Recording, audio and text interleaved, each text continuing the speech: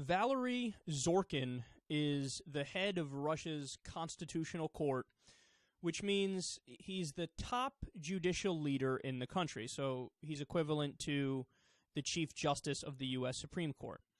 And he wrote an article that should scare the shit out of Russian citizens. According to Business Insider, he argues, quote, "The global situation is becoming increasingly more dangerous, and the system of international law is now based on free interpretations from a position of strength. He doesn't agree with the free interpretations of international law and suggests that it might be corrected by increased legal authority." Then he quickly, according to Business Insider, switches gears from that to serfdom. Quote, he advocates serfdom and says that it was the main staple holding Russia together in the 19th century.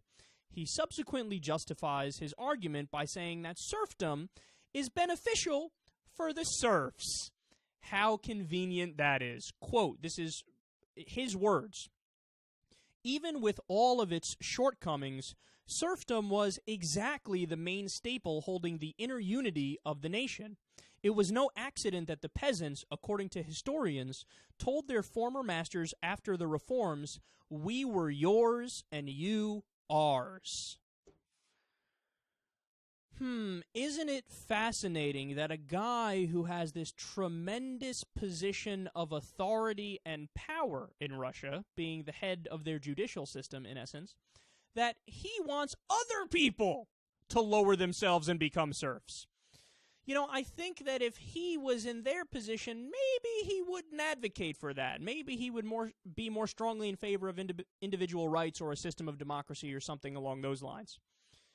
It's always stunning to me when people who are in this position advocate conveniently for something that serves their purposes, and then they act like that's not a motivating factor, as if it's ridiculous to bring up the fact that, well, wouldn't that help you and Putin and this ruling class in Russia, the oligarchs? It's like, no, not at all. I was just saying the serfdom is good for the serfs. When they're second-class citizens and they're fucking rationed food and they're forced to work whenever we say and all that stuff. It's great for them. Good stuff for them. Gives them discipline. How about your punk ass get some discipline? How about you go out in the fields? You want me to get you a rake? You want me to get you a hoe? Not the kind of hoe you want to see. A garden hoe? You go to work a little bit, man? How about that? Break a sweat. Builds character, dude. I'm not saying it for me, for my purposes. I'm saying it for you. It'll help you.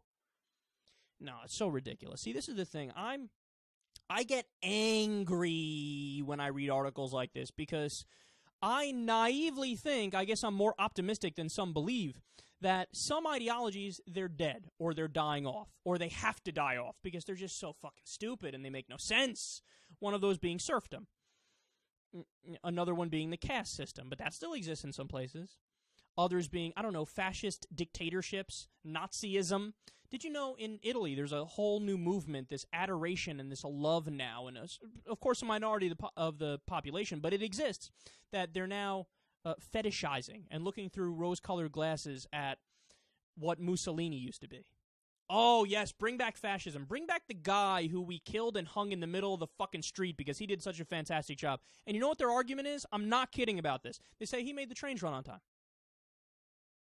So for a little bit of order, you sacrifice all of your freedoms and live under a fascist dictatorship where one dude tells everybody everything.